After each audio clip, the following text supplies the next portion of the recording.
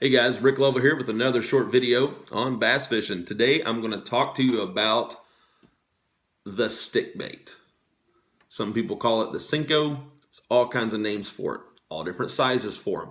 There are 4-inch ones, 5-inch ones, 6, all kinds of sizes, different shapes on them, but all in all, the French fry, the pencil bait, the stick bait. It looks like it does nothing.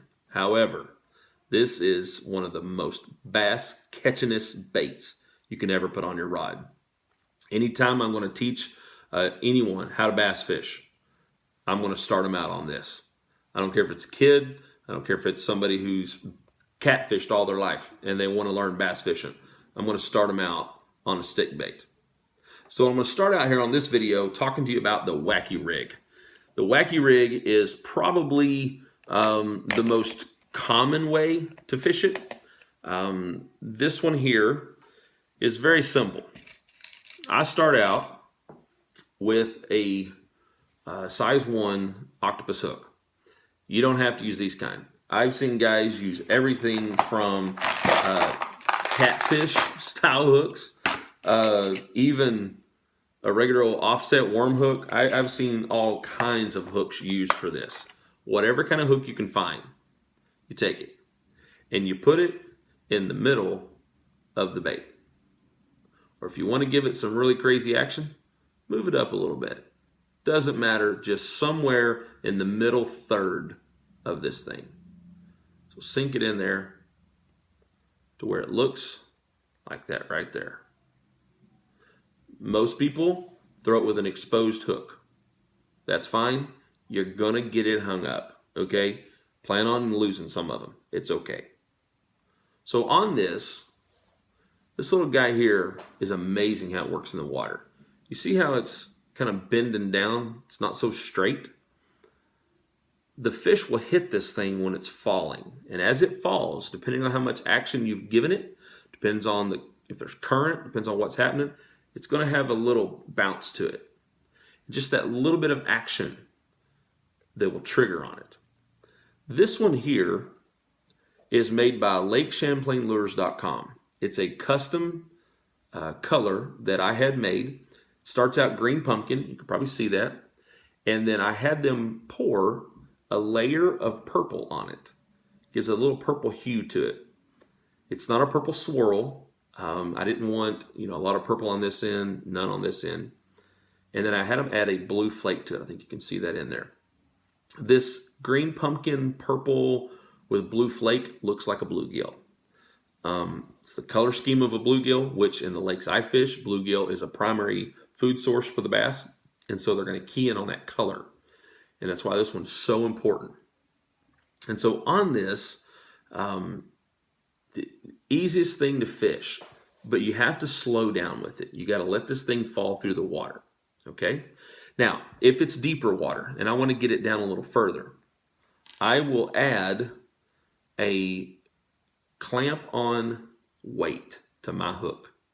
And I know there's a lot of people that'll throw it maybe on like a bead head. It's called the flick shake, something like this. That's fine if you want to do that.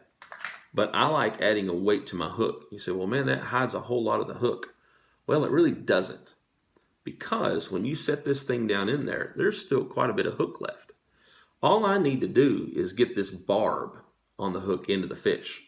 And you can land the fish, okay? So this little guy right here, I could fish this in easy 10, 12 foot of water. It's going to fall. Now, it's going to fall slow, but it will get down there.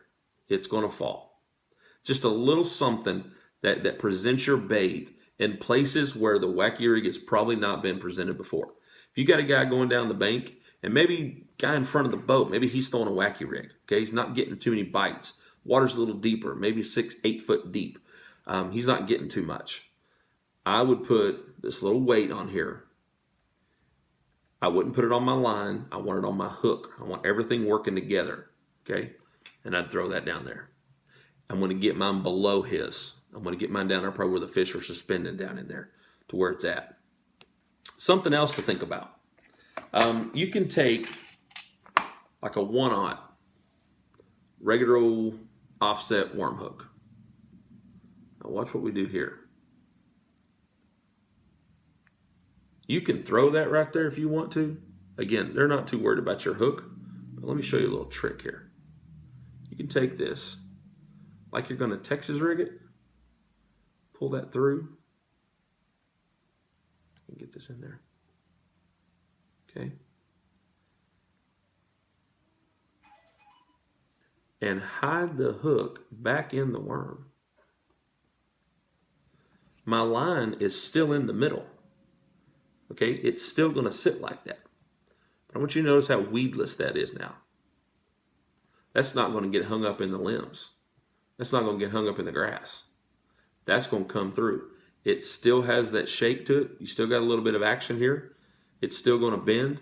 It's going to do all of that. Okay?